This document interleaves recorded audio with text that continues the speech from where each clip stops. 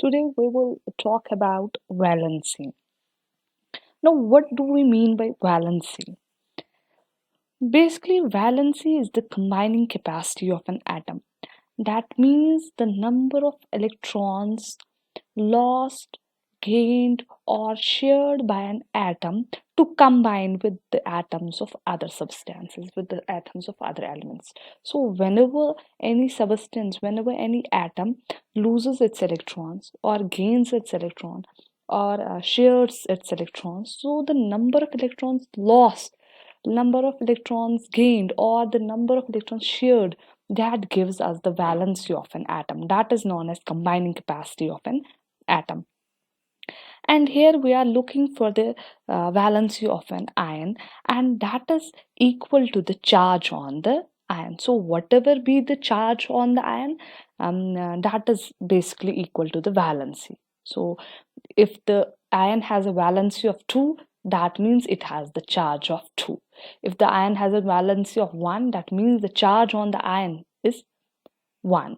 That means the valency is equal to the charge on the ion.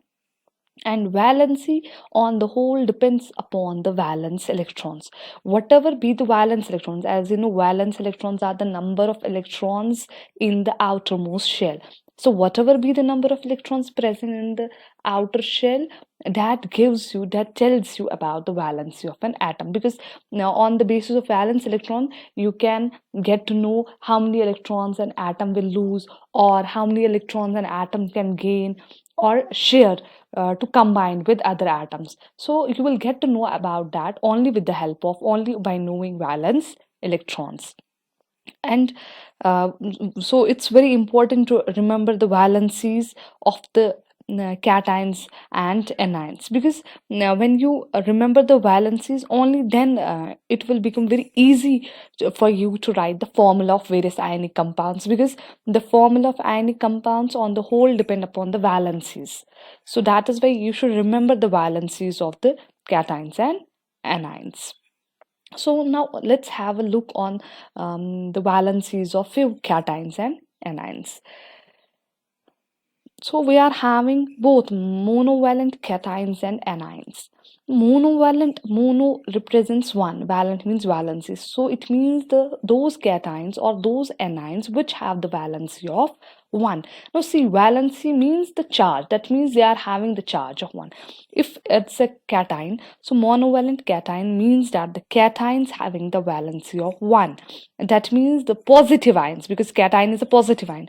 So it means the positive ions having a valency of 1 plus. And for anions, it means the negative ion having the valency of 1 negative. Now then it would be divalent cations and anions. Divalent cations means those cations having the valency of 2. That means positive ions having the valency of 2 plus.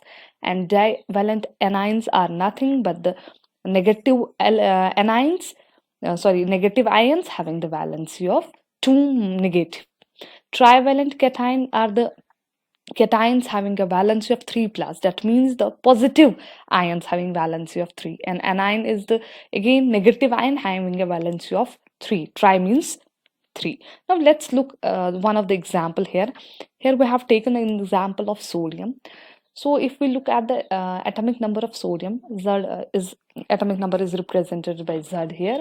So atomic number of sodium is 11. So let's do the electronic configuration. K shell will accommodate maximum 2 electrons. Then L shell will accommodate 8 electrons. And 1 electron is left, so that will go into the M shell. Now what is the last shell here? M. And how many electrons are present in the last shell? That is 1. So this means that 1 is its valence electron. Now see, it has 1 valence electron. So in order to get stable, in order to attain the nearest noble gas configuration, it has to either lose its 1 electron or gain 7 more electrons, because it has to complete its octet.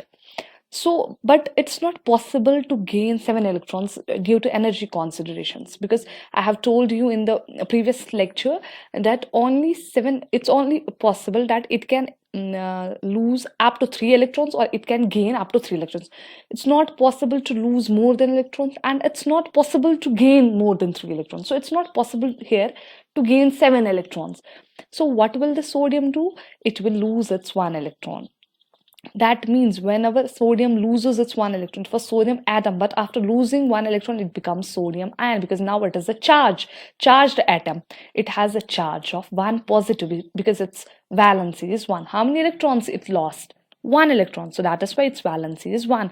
And valency is equal to the charge on the ion. So here the charge of the sodium ion is 1 positive. That means it has lost its 1 electron. So see, valency, you got to know about the valency by the valence electrons.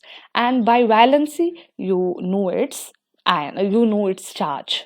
Okay, because whatever be the valency, that is equal to the charge on the ion. Let's take one more example here. I'm taking the example of aluminum. Atomic number of aluminum is 13. So K shell will accommodate 2 electrons, L will have 8 electrons, and M will have 3 electrons. Now see, the last shell is containing 3 electrons, that is its valence electrons, 3. Now it has to gain 7 electrons, it has to gain 5 electrons to attain the nearest noble gas configuration, but it's not possible to achieve to gain 5 electrons. So what will do? It will lose its 3 electrons. So that means aluminum is losing its 3 electrons. So how many electrons it's losing? 3. So 3 is the valency of aluminum. Now see, it's losing, so that means the positive charge will come on the aluminum, because whenever an atom is losing electron, that means that atom is becoming positively charged. That atom is becoming cation, because cations are the positively charged atoms. So aluminum has become now aluminum ion, one of the cation. And see how many electrons here it lost? 5. So that means 3. So that means 3 will be the charge of the aluminum. So 3 plus, that means 3 positive charges will come on the aluminum. So it will become aluminum ion Al3 plus. Okay. So you can see here 1 electron has lost. That means the charge is 1. So it is a kind of a monovalent cation. Here 3, it means it's a kind of a trivalent cation. Let's take an example of anion. So here let's take an example of an anion, that is oxygen. Atomic number of oxygen is 8. So K shell will accommodate 2 electrons, L shell will accommodate 6 electrons. So how many electrons are in the outermost shell? 6. So it means valence electrons are 6. So it's not possible to lose 6 electrons. Now what will it do? It can gain 2 electrons because it has completed its octet. So oxygen needs 2 more electrons, and it will gain its 2 electrons. So it means the valence is 2 because it's gaining 2 electrons. So whenever an atom is gaining something, that means negative charges will be more. So oxygen will become negative ion, that is anion. And how many charges are there? Whatever is the valency, that is equal to the charge. So here valency is 2, so that means the charge is also 2 because it's gaining 2 electrons. So the oxygen atom will get converted into oxide ion, and will have 2 negative charges, that is O2 negative. That means 2 negative charge. So see, it's a kind of a divalent anion because it is having valency of 2, it's having charge of 2 negatives. So this is all about the valency of ions. Now some elements have fixed valency and some have variable valency, that is 2 or more than 2 valency. Now whatever examples we saw right now, whether it's the example of aluminum, magnesium, sodium, oxygen, chlorine, they all are having fixed valencies, either the valency of 1, 2 or 3.